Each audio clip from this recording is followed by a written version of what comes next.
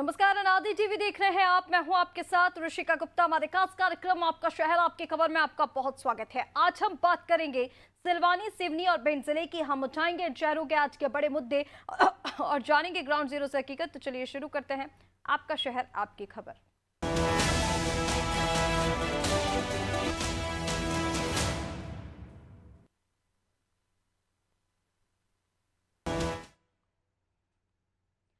और चलिए सबसे पहले बात करेंगे मध्य प्रदेश के सिलवानी की, जहां भ्रष्टाचार के कारण तालाबों का निर्माण अधूरा पड़ा है।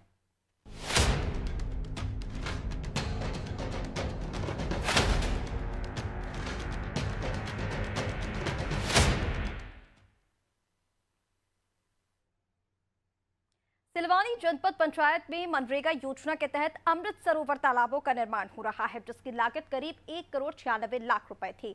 लेकिन तालाब भ्रष्टाचार के कारण अभी भी अधूरे पड़े हुए हैं।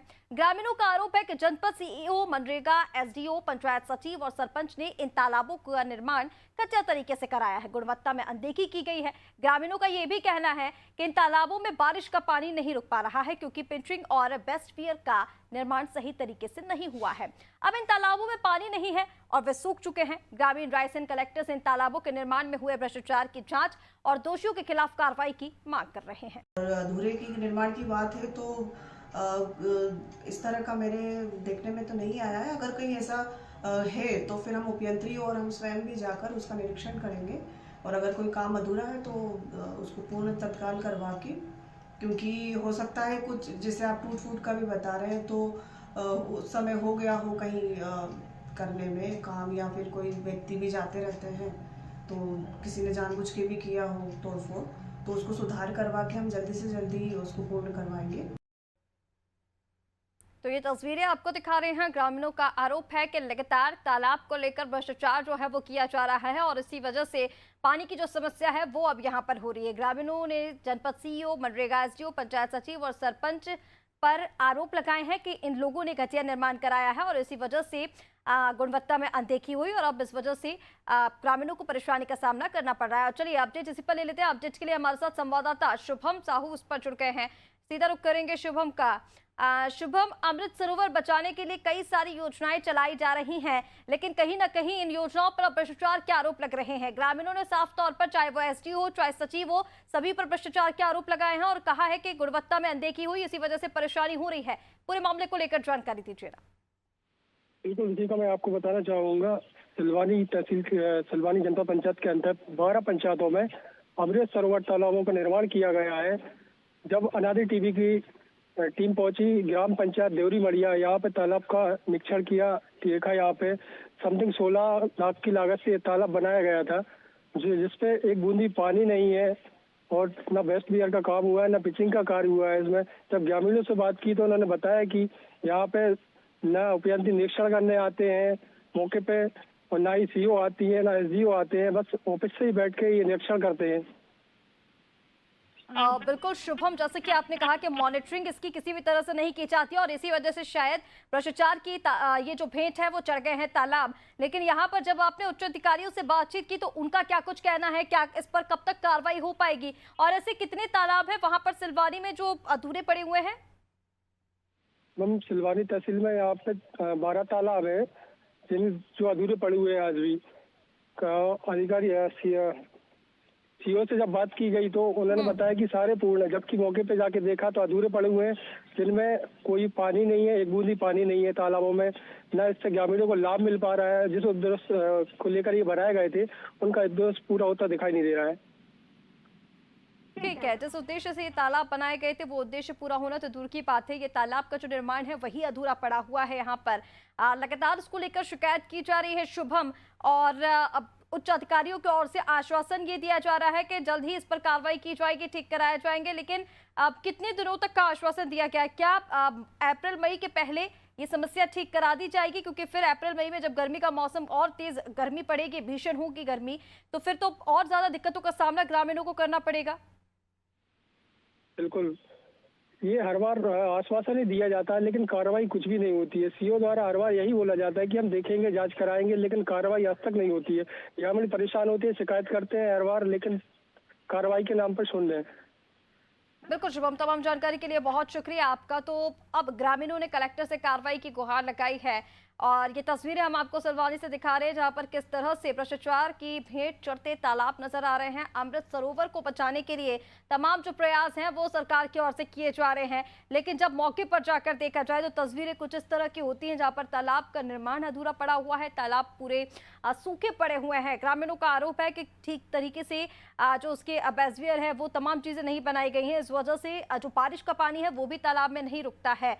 अगर अभी ये हालात हैं तो आने वाले दिनों में और क्या हालात होंगे, भ्रष्टाचार को लेकर क्या कुछ कार्रवाई होती है और कितनी जल्द ही ग्रामीणों की समस्या का समाधान होता है, अब ये देखना होगा।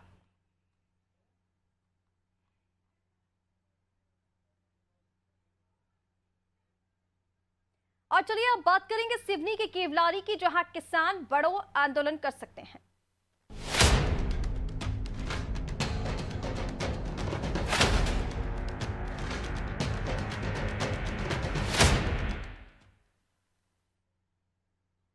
सिवनी के केवलारी में संजय सरोवर परियोजना की नहरों से सिंचित होने वाले टेल क्षेत्र में किसानों को पानी नहीं मिल पा रहा है, जिससे उनकी खड़ी फसलें सूखने की कगार पर हैं। किसान लगातार जिम्मेदार अधिकारियों से पानी और मुआवजे की मांग कर रहे हैं, लेकिन अभी तक कोई सुनवाई नहीं हो रही है, जिससे परेशान किसानों ने अब आंदोलन की राह पर जाने का फैसला लिया। किसान नेता सुराज सिंह बदेल ने आंदोलन की चेतावनी भी दे दी है। विगत एक माह से संजय सरोवर परियोजना के टेल क्षेत्र के किसान परास पानी, जामुन पानी, बगलई, डोकरांजी, मोहगांव आदि गांवों में एक महीने से पानी नहीं मिल रहा है। किसानों की फसल सूखना शुरू हो गई हैं।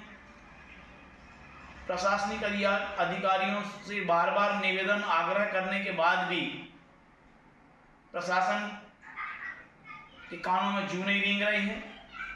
इसलिए किसानों ने संकल्प कर लिए हैं, पानी या गोली शासन तय कर ले, हमें क्या देना चाहते हैं, हम उसके लिए तैयार हैं। बड़ा बृहद आंदोलन केवलारी के अंदर होने वाला है।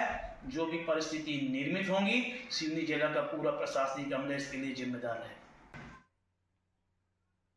तो आप सुन रहे थे कि किसान नेता ने किस तरह से इसको लेकर चेतावनी दी। कुछ दिन पहले जन सुनवाई में भी ये किसान पहुंचे थे हाथ में सूखी फसलें लेकर, और वहां पर अधिकारियों से गुहार लगाई गई थी कि हमारी फसलें सूख रही हैं, पानी नहीं मिल रहा है और जल्द से जल्द इस पर कार्रवाई की जाए। उस समय भी आश्वासन दिया गया था और किसानों की ओर से कहा जा रहा है कि हर बार सिर्फ आश्वासन दिया जाता है और समस्या जस की तस बनी रहती है। ये तस्वीरें आप देखिए, जब किसानों ने पहुंचकर अधिकारी को ज्ञापन सौंपा, वो अपनी सूखी फसलें लेकर पहुंच रहे थे और गुहार उनकी ओर से लगाई जा रही थी कि जल्द से जल्द जो पानी की समस्या आ रही है फसलों को लेकर उसका समाधान किया जाए। और चलिए इसी पर अपडेट ले लेते हैं। हमारे साथ अपडेट से सिवनी केवलारी से संवाददाता आदिल खान जुड़े हुए हैं।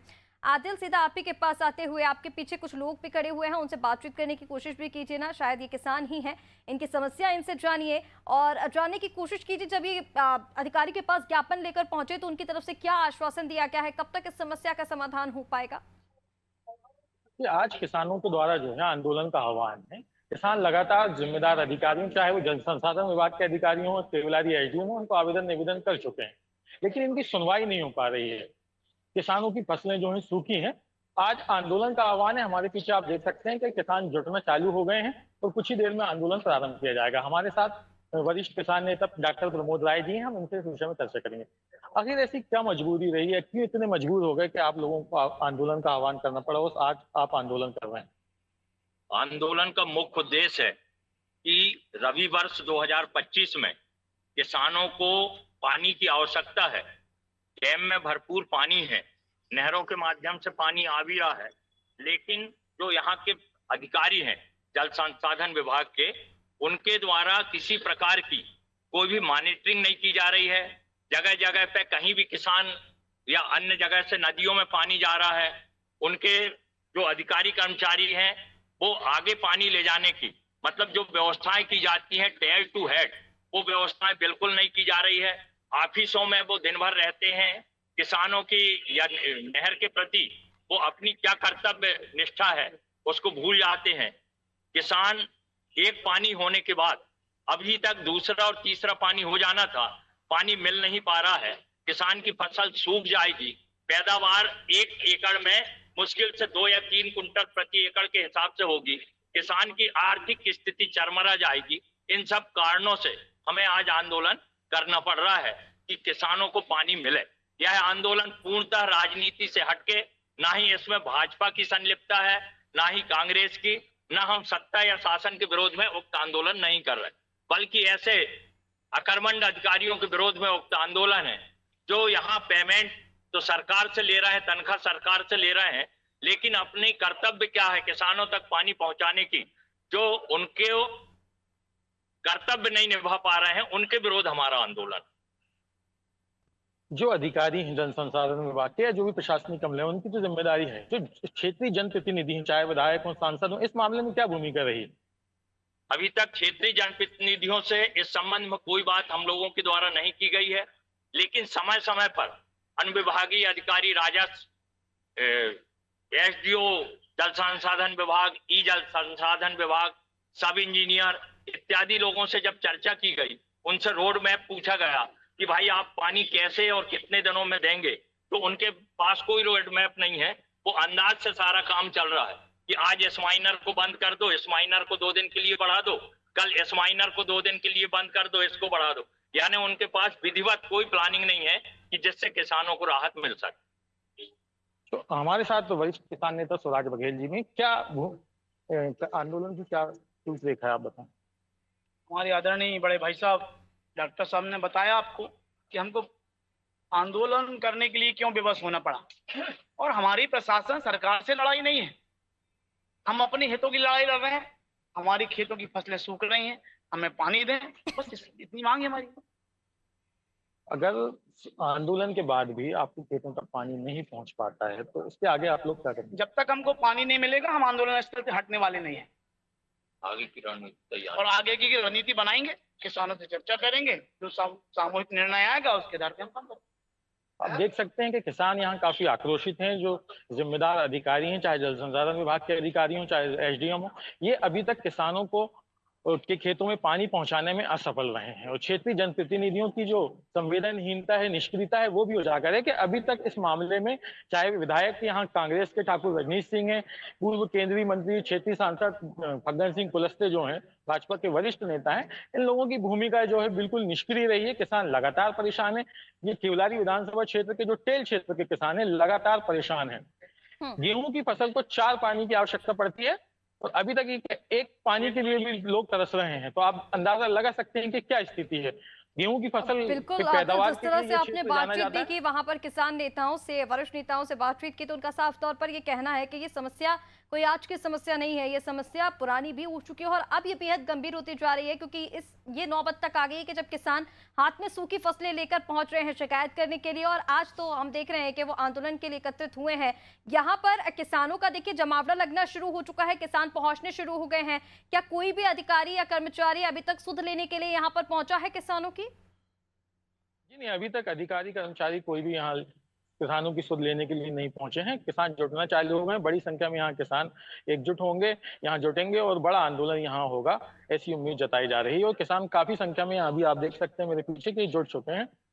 और किसान कई किसान तो अपने ट्रैक्टर लेके यहाँ मौजूद हैं। ये केवलारी विधानसभा मुख्यालय का ये उगली नाका है, यहाँ से किसान जुटना चालू है और पूरी केवलारी में बड़ा आंदोलन होगा। बिल्कुल आदिल, आप अपनी नज़र बना के रखिए ना, हम आपसे आगे भी अपडेट लेते रहेंगे। किसान वहां पर जुटना शुरू हो चुके हैं और लगातार किसानों ने आंदोलन की चेतावनी पहले ही दी थी, हालांकि अभी तक किसी ने भी उनसे संपर्क करने की कोशिश नहीं की है।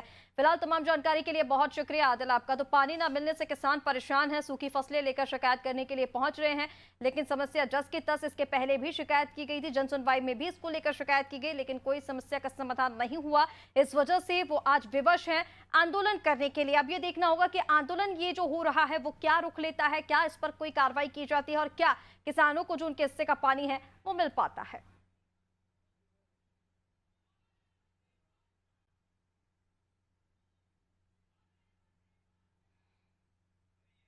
और चलिए अब बात करेंगे भिंड की, जहां वन विभाग की कार्यशैली पर सवाल खड़े हो रहे हैं।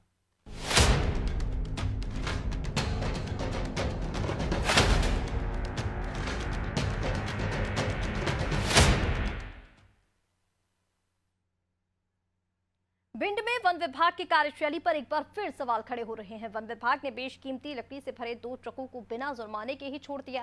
दरअसल वन विभाग की टीम ने अटेर क्षेत्र से अवैध लकड़ी से भरे 2 ट्रकों को जब्त किया था और जिला मुख्यालय से लेन देन के बाद ट्रकों को छोड़ दिया गया। हालांकि इस मामले में वन एसडीओ का यह कहना है कि हिदायत देकर ट्रकों को छोड़ा गया है, लेकिन अब सवाल कई खड़े हो रहे हैं, गंभीर सवाल खड़े हो रहे हैं और आरोप अधिकारियों के ऊपर लगाए जा रहे हैं कि आखिर ऐसा क्या था जो ट्रकों को बिना किसी जुर्माने के ही वहां से छोड़ दिया गया।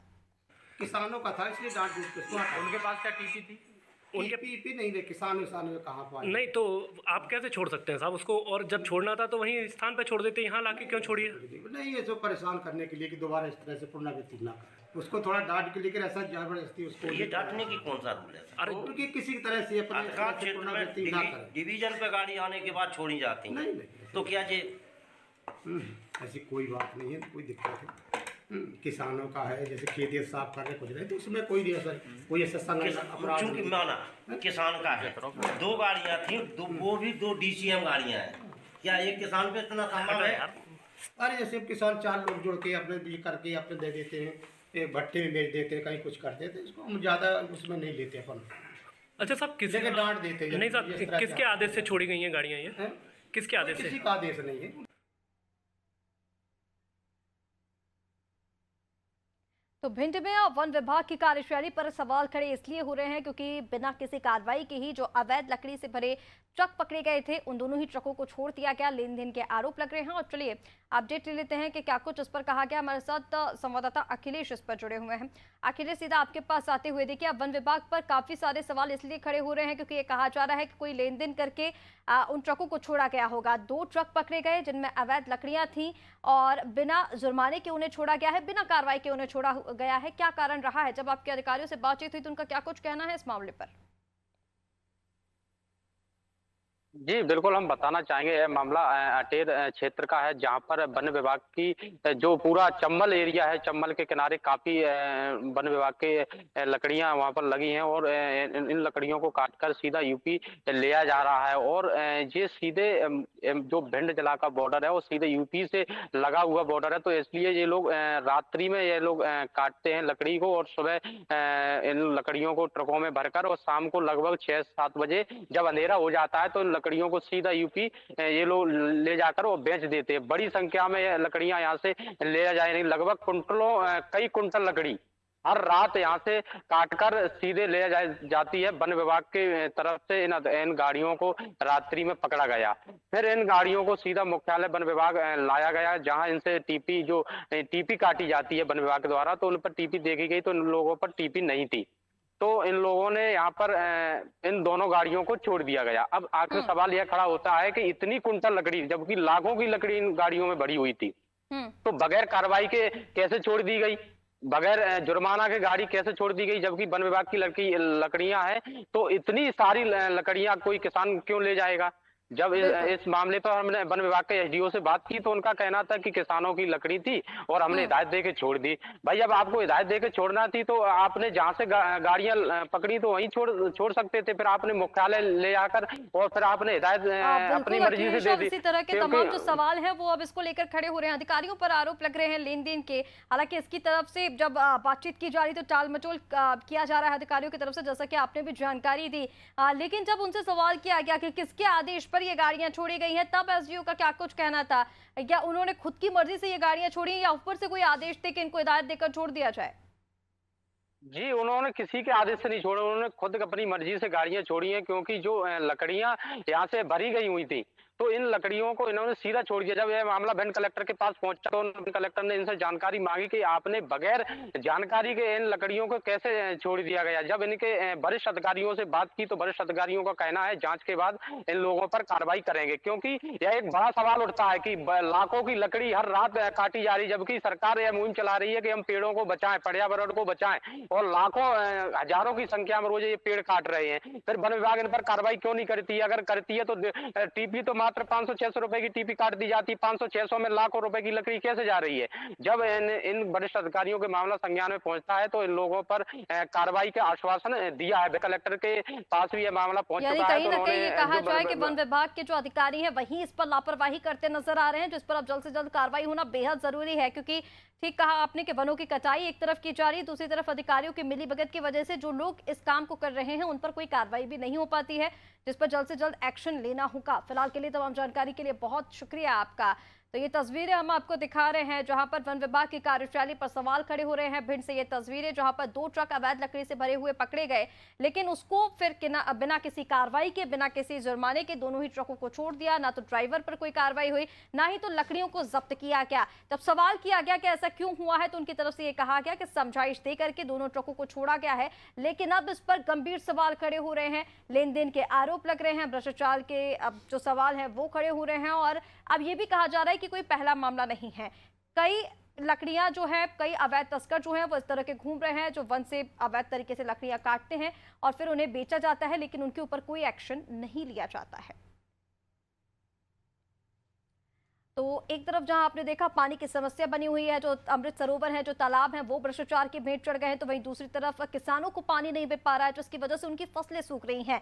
पानी की समस्या काफी ज्यादा बढ़ रही है, चाहे वो पेयजल संकट हो, चाहे फिर वो किसानों की जो फसलें हैं उनको पानी देना हो, जिस पर सरकार को एक्शन लेना होगा। दूसरा ये मामला भिंड से सामने आ रहा है, जहां पर अब वन विभाग के अधिकारियों के ऊपर कई सवाल खड़े हो रहे हैं, भ्रष्टाचार के सवाल खड़े हो रहे हैं, लेन देन के आरोप लग रहे हैं। अब देखना ही होगा कि यहाँ पर क्या कुछ कार्रवाई की जाती है। फिलहाल के लिए हमारे इस खास कार्यक्रम आपका शहर आपकी खबर में इतना ही। आप बने रहिए आजादी टीवी के साथ। नमस्कार।